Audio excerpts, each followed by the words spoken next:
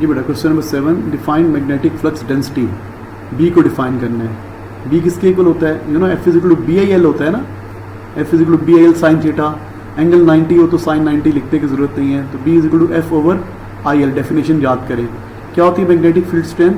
It is a force acting per unit length of a conductor carrying unit current held perpendicular to the field.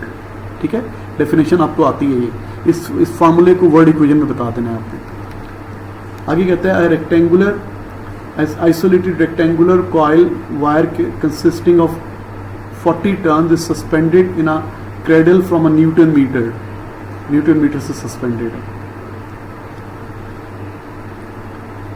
The vertical side of the coil have length this much and the horizontal sides is this much. Horizontal side इतनी है, vertical side इतनी है।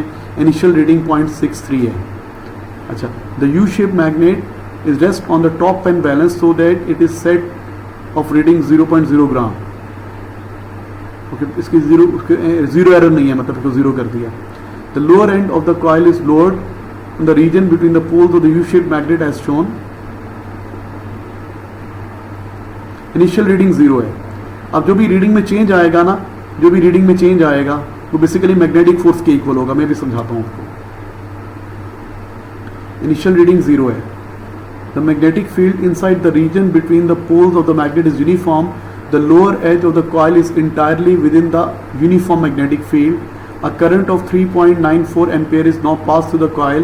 This causes the reading on top balance to change this much. Change in reading इतना आ गया, change in reading इतना आ गया। एक्सप्लेन वाई द, ये जो चेंज इन रीडिंग है ना, जो change in reading delta am basically क्या रिप्रेजेंट करती है बेटा? ये डेल्टा एम से आप निकाल सकते हो मैग्नेटिक फोर्स। मैग्नेटिक फोर्स किसके इक्वल होती है? You know W equal M G होता है ना, तो आपने मैस को फोर्स पे चेंज करना है, तो डेल्टा एम जी ये मैग्नेटिक फोर्स होती है। जो भी बैलेंस की रीडिंग में चेंज आता है वो मैग्नेटिक फोर्स की वजह से आता है। जो मैग्नेटिक फोर्स लगेगी ना इसके ऊपर, करंट कैरिंग कंडक्टर के ऊपर, अगर मैग्नेटिक फोर्स नीचे लगेगी तो टॉप ये जो मैग्नेट ऐसे फोर्स ऊपर लगेगी, तो रीडिंग में चेंज आ जाएगा। चाहे रीडिंग बढ़े चाहे रीडिंग कम हो, जो रीडिंग में चेंज आता है ना, उस चेंज इन रीडिंग को जब जी से मल्टीप्लाई करते हैं तो मैग्नेटिक फोर्स आ जाती है। अच्छा, पूछ क्या रहा है वो आपसे? Explain why the current causes the vertical force acting on a coil. तो आप लोग कहेंगे the coil carries a current is a magnetic effect. When a current carrying conductor is placed in a magnetic field, both magnetic field interact each other, they interact each other, so a force acts on the coil. Equal and opposite force acts on the magnet. अच्छा, उससे मुझे coil पे force क्यों act करेंगे? तो वो current pass करेंगे और current carrying conductor magnetic field में तो फोर्स लगेगी। ये बताना है आपको। Determine to 3 figs the flux density की वैल्यू बतानी है। मैग्नेटिक फ्लक्स डेंसिटी की वैल्यू बतानी है आपको। Magnetic flux density B is equal to F over I L. F क्या ले लेंगे? Delta M G over I into L. Delta M grams में है, केजी में चाहिए होता है। 2.16 केजी में चेंज करने के लिए into 10⁻³ G 9.81 divided by current कितना पास किया बेटा? 3.94 एम्पेयर। और लेंथ कितनी है? What is length of conductor inside the field? कौन सी लेंथ लेंगे? देखो इस कंडक्टर की बेटा कौन सी लेंथ लेंगे? ये वाली लेंथ लेंगे, ये वाली लेंथ लेंगे। ये फील्ड के अंदर है। लेंथ ऑफ कंडक्टर जो कि ये लेंथ लेंगे 3 सेंटीमीटर। देखो ये वाला एंड, नीचे वाला एंड है ना, ये वाला एंड, ये यूं है ना पीछे को, जो दिखाया नहीं हुआ, यूं पीछे को है ना, 3D बनाओ तो यूं बनता है। ये वाली लेंथ लेंगे 3, तो 3 सेंटीमीटर है। 3 इंटू 10⁻²। सॉल्व करेंगे तो बी का आंसर आ जाएगा।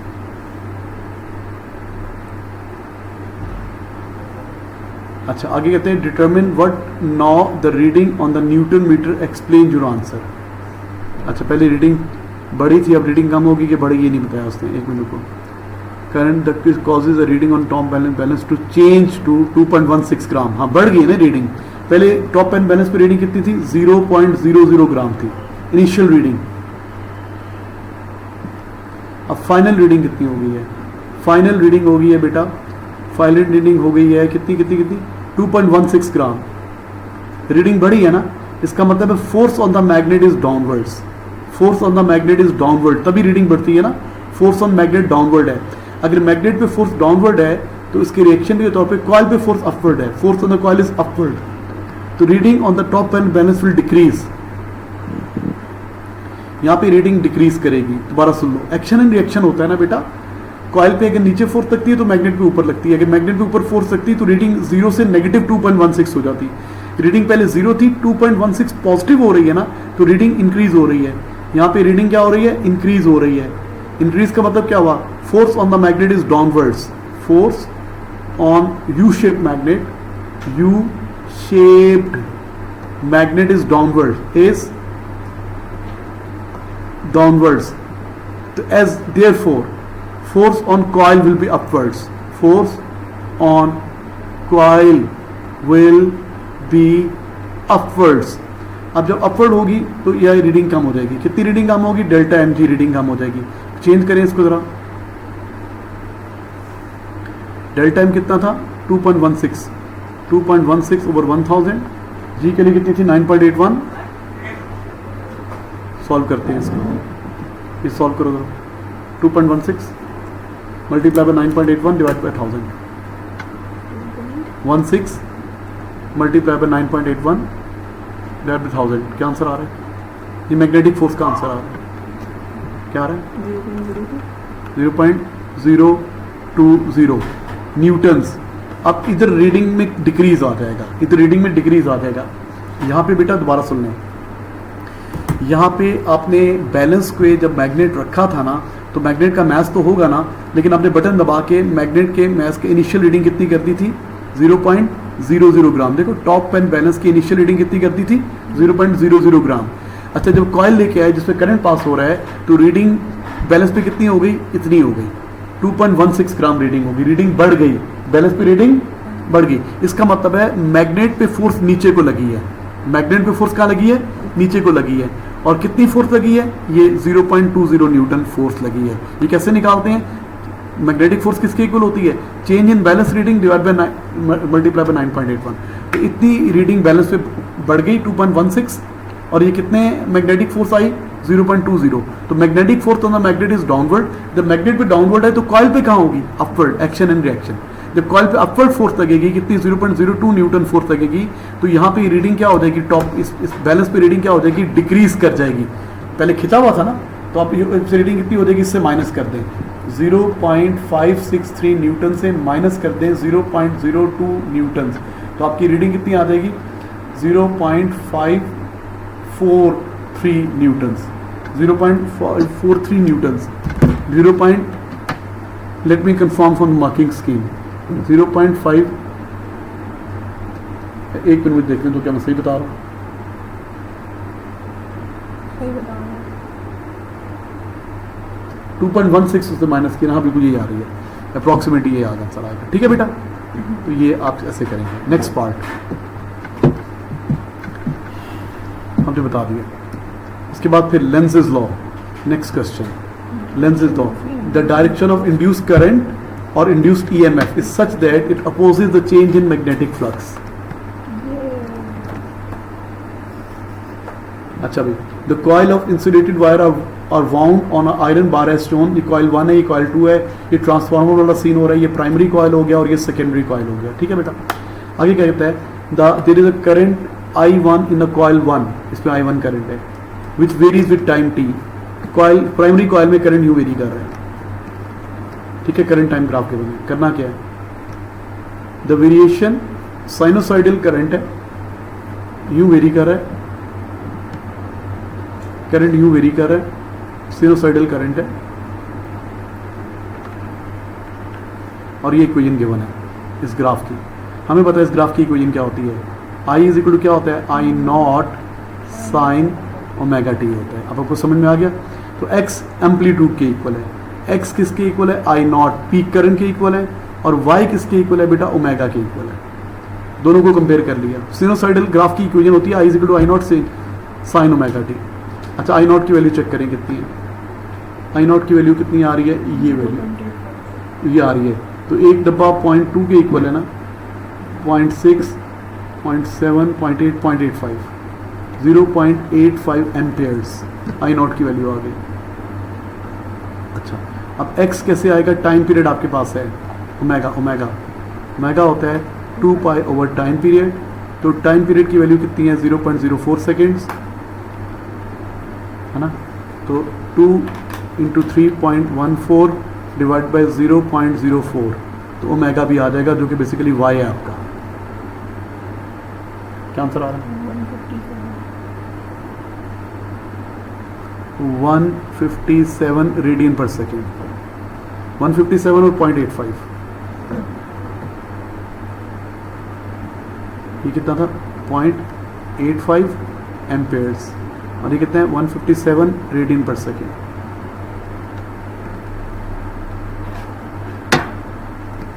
कहते हैं जी coil 1 gives rise to a magnetic field inside the bar, बिल्कुल ठीक है।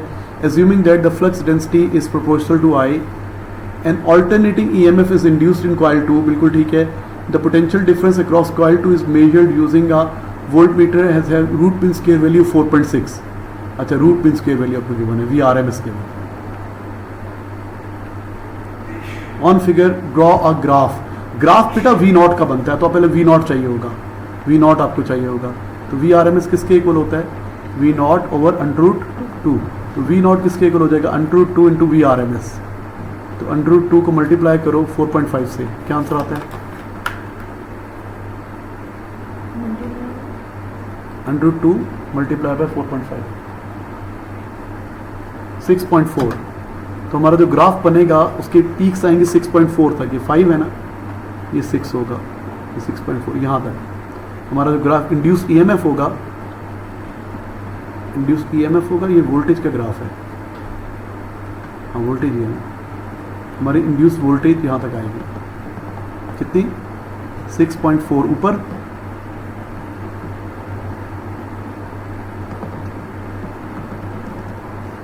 -6.4 नीचे, यहाँ तक ग्राफ बनेगा जो इंड्यूस्ड ईएमएफ होगा,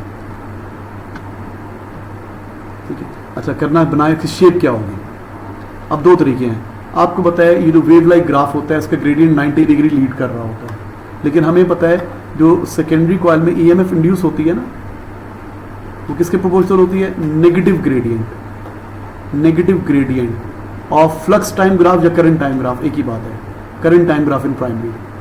अब इसका ग्रेडियंट यहाँ पे इसी जगह पे बना लेता हूँ बेटा, मैं इसी एक्सिस के ऊपर बना रहा हूँ क्योंकि आपको ये नज़र आ रहा है ना, इसको डिफरेंट कलर से बना देता हूँ मैं, ग्रीन कलर से बना रहा हूँ मैं, ओके। देखो हमारा ग्राफ जाएगा कहाँ तक 6.4, फॉर एग्जांपल यहाँ पे थी वैल्यू कितनी है 6.4 और यहाँ पे वैल्यू कितनी है -6.4। अच्छा, इस जगह पे ग्रेडियंट 0 है ना, तो ईएमएफ इंड्यूस 0 होगा, देखो ये 0 ग्रीन से बना रहा हूँ, यहाँ पे ग्रेडियंट 0 है ना, तो ईएमएफ इंड्यूस 0 होगा, यहाँ पे ग्रेडियंट 0 है ना, तो ये आपने नीचे वाले एक्सिस पे बनाना है, मैं इस पे बना रहा हूँ ताकि आपको समझा, यहाँ पे ईएमएफ ये 0 होगा। इस जगह पे ग्रेडियंट कितने हैं पॉजिटिव मैक्सिमम है ना, यहाँ पे ग्रेडियंट क्या है ग्रेडियंट और स्लोप इज पॉजिटिव मैक्स, तो ईएमएफ इंड्यूस क्या होगा नेगेटिव मैक्स, मतलब 6.4, ठीक है, समझ में आ गई। इस जगह पे ग्रेडियंट क्या है, इस जगह पे ग्रेडियंट है नेगेटिव मैक्स, इस जगह पे ग्रेडियंट क्या है ग्रेडियंट इज नेगेटिव मैक्स, तो ईएमएफ इंड्यूस क्या होगा पॉजिटिव मैक्स, पॉजिटिव मैक्स का मतलब क्या होगा पॉजिटिव 6.4, पॉजिटिव 6, बस आप मिला दें इनको, यहाँ से गुजरेगा, फिर ये गुजरेगा, फिर यहाँ से गुजरेगा, फिर ये इधर आ जाएगा, इस जगह से गुजरेगा, फिर यहाँ से गुजरेगा एंड सो ऑन, फिर 6 जहाँ तो इधर तक है ना टॉप लेवल तक, बस एक बन गया ना, बाकी तो बन ही जाएगा, ये बन गया। ये ग्रीन वाला ग्राफ बनेगा ईएमएफ इंड्यूस्ड, बेटा ये ग्रीन वाला ग्राफ बनेगा ईएमएफ इंड्यूस्ड, इस पे बनाना है आपने। Use your idea laws of electromagnetic induction to explain the shape of your graph, तो आप इसको एक्सप्लेन करेंगे,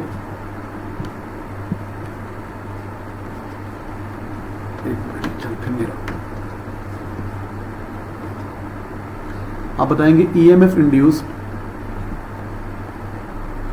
is equal to negative delta phi by delta T, फिर आप बताएंगे phi is proportional to current, तो हम इसको लिख सकते हैं EMF induced is directly proportional to negative delta I by delta T, ऐसे ये बता देंगे आप, पहले ये बताएं, फिर आप बताएं कि जो फ्लक्स है वो करंट के प्रोपोर्शनल है, तो जो फ्लक्स टाइम ग्राफ की शेप है वही करंट टाइम ग्राफ की शेप होगी, तो ईएमएफ इंड्यूस आ जाएगा। ठीक है ना। हमें बेसिकली क्या देखना होता है, फ्लक्स टाइम ग्राफ की शो। तो फ्लक्स टाइम ग्राफ अगर बेटा करंट टाइम ग्राफ यूँ है ना, तो फ्लक्स टाइम ग्राफ भी यूँ होगा, डायरेक्टली प्रोपोर्शनल होती है ना। तो जब ग्राफ की शेप सेम होती है तो स्लोप भी सेम होती है ना, ये दोनों डायरेक्टली प्रोपोर्शनल है। असल में स्लोप मैंने इसकी देखनी थी, लेकिन ग्राफ ये गिवन था। ग्राफ कौन सा गिवन था, ये ग्राफ गिवन था ना, ये ग्राफ गिवन था। तो मुझे पता है जो इसकी शेप है वो इसकी शेप है, जब शेप सेम है तो स्लोप भी सेम होगी। अच्छा भी हो गया। नेक्स्ट क्वेश्चन आ गया जी, क्वांटम आ गया। Figure 9.1 shows the visible part of the emission spectrum from the hydrogen part in laboratory on the earth. The number of indicate wavelengths are in nanometer represented by each line. Each lines हैं उनकी wavelength given in nanometers में. Explain how the emission spectrum provides the evidence of discrete energy levels. ये बेटा कितनी बार marking scheme में question आया और मैंने क्लासरूम में कितनी बार डिस्कस किया है। तो आपने बताना each line has a particular wavelength and क्या होता है formula, E is equal to AC over lambda, therefore particular energy और this energy is the difference of two energy levels. Energy is difference of two energy levels or shells. As energy has discrete values, therefore shell energies has in discrete values. क्योंकि energy की constant value तभी होगी जब उनका difference constant होगा, और difference constant तभी होगा जब उनकी अपनी वैल्यूज कांस्टेंट होंगी। यही बताना है आपने। अच्छा जो आपकी लाइनें कैसे थी, मैं यहाँ पे ड्रॉ कर रहा हूँ ताकि मुझे ऊपर बार बार जाना पड़ेगा। 1 मिनट ये ड्रॉ करूँ, स्क्रीन में यहाँ बना रहा हूँ। पहली लाइन ये थी 658, 488, 435, 411 मैंने यहाँ बना दी। क्या कहता है figure 9.2 shows 5 lines of energy in the hydrogen atom. The wavelength of radiation is in shown in figure 9.1 relate to the transition. ये वाली वेवलेंथ इससे रिलेट करती है और ये नैनोमीटर्स में। अच्छा सबसे पहले कहता है show that the energy level x, इसकी जो एनर्जी है वो इतनी है। अच्छा आप देख सकते हो ये जो जंप है सबसे छोटा जंप है, smallest jump, smallest change in energy. ठीक है, स्मॉलेस्ट डेल्टा ई है ना, तो इसका मतलब क्या होगा, लॉन्गेस्ट वेवलेंथ। ये क्या होगा, तो इसका कोरस्पॉन्डिंग वेवलेंथ ये होगी। फॉर्मूला क्या होता है हमारा, E1 minus E2 is equal to HC over lambda. E1 की वैल्यू क्या है x, E1 की वैल्यू क्या है x, माइनस फार्मूले वाला E2 की वैल्यू क्या है माइनस 3.4। EV में रहने दें, आपका आंसर भी EV में आ जाएगा ना। 1 मिनट, अगर मैं EV में रहने दूंगा तो उसको भी तो चेंज करना है, इसके जॉल्स में नहीं करूँ तो जॉल में कन्वर्ट करें, इसके जॉल में कन्वर्ट करेंगे into 1.6 into 10 power minus 19 HC over lambda. H की वैल्यू पता है आपको 6.63 इंटू 10 पावर माइनस 34, इसकी वैल्यू पता है 6.63 इंटू 10 पावर माइनस 34। सी की वैल्यू पता है 3 इंटू 10 पावर 8, लैम्डा की वैल्यू पता है 658 इंटू 10 पावर माइनस 9। वैल्यूज डालोगे तो बेटा एक्स आ जाएगा और वो जॉल्स में आएगा, फिर उसको डिवाइड कर दोगे इलेक्ट्रॉन वोल्ट में आ जाएगा 1.6 इंटू 10 पावर 9। ई की वैल्यू आ जाएगी बेटा, एक्स की वैल्यू आ जाएगी।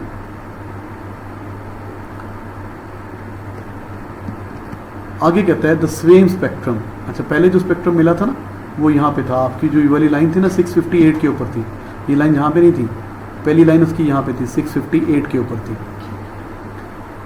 The same part of the emission spectrum from a hydrogen observed in a light from a star in a distant galaxy are shown. The number of indicate wavelengths are shown in nanometers. The spectrum shows the same pattern but with different wavelengths.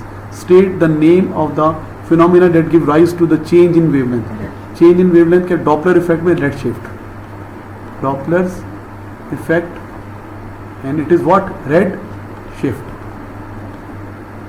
state what is this phenomena shows कि galaxy is moving away, the star or galaxy, the star is moving away, दूर जा रहा हो तो होती है ना longer wavelength, आपको पता है. use the idea to find the speed, तो फार्मूला आपको आना चाहिए delta lambda over lambda is equal to V over C. Delta lambda कितना है 686 minus 658 change in wavelength divide by original wavelength 658.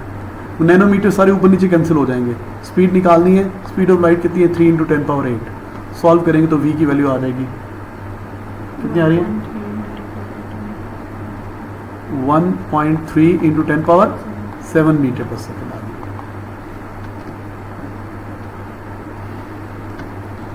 The galaxy is known to be a distance of this much, उसका distance पता है, उसकी speed पता है, Hubble constant निकालना है तो v is equal to h0d. तो बेटा ये भी पता है, ये भी पता है, तो ये चार है. ठीक है जी, थैंक यू सर. अच्छा भी एक है.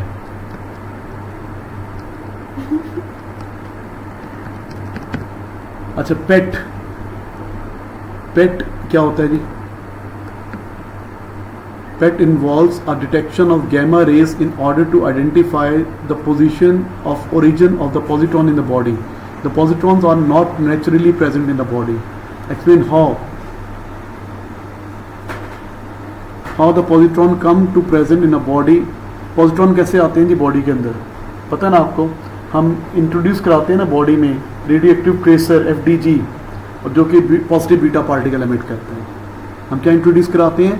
फ्लोरो डीऑक्सी FDG, फ्लोरो डीऑक्सी ग्लूकोज बॉडी में इंट्रोड्यूस कराते हैं, जो रेडियो एक्टिव ट्रेसर होता है, जो बीटा एमिटर होता है. पता है हमें. Explain how the positron causes the emission of gamma rays. ये पॉजिट्रॉन क्या करता है? Positron meets with electron and क्या होता है annihilate, converts into energy. 2 photons are produced which move in opposite directions. ठीक है बेटा. अच्छा आगे कहते हैं show that the wavelength of gamma photon detected is this much. अच्छा हमें पता है वेवलेंथ निकालनी है ना, वेवलेंथ निकालनी है तो क्या लग जाएगा E is equal to mc². 2 photons हैं. सपोज एक फोटोन की एनर्जी E है, एक फोटोन की एनर्जी E है, तो ये 2 फोटॉन्स की energy 2 times E is equal to change in mass. Mass कितना था पहले? इलेक्ट्रॉन का मैस कितना था 9 × 10⁻31, ये भी खत्म हो गया. पॉजिट्रॉन का मैस कितना था? बस लिखता हूँ 9.11 × 10⁻31, ये भी खत्म हो गया. तो लिखेंगे 2 टाइम्स 9.11 × 10⁻31 × c². अच्छा भी अब ये 2 से कट गया और E की जगह लिख लेंगे hc/λ. वेवलेंथ निकालनी, फ्रीक्वेंसी निकालनी है. वेवलेंथ E की जगह लिख लेंगे hc/λ और आगे सॉल्व कर लेंगे इसको. 9.1 × 10⁻31 इंटू स्पीड कितनी होती है 3 × 10⁸ का होल स्क्वायर. H भी है, C भी है, तो लैम्डा आ जाएगा. लैम्डा का आंसर आता है 2.43 × 10⁻12 मीटर्स. ठीक है जी, थैंक यू स्टूडेंट्स.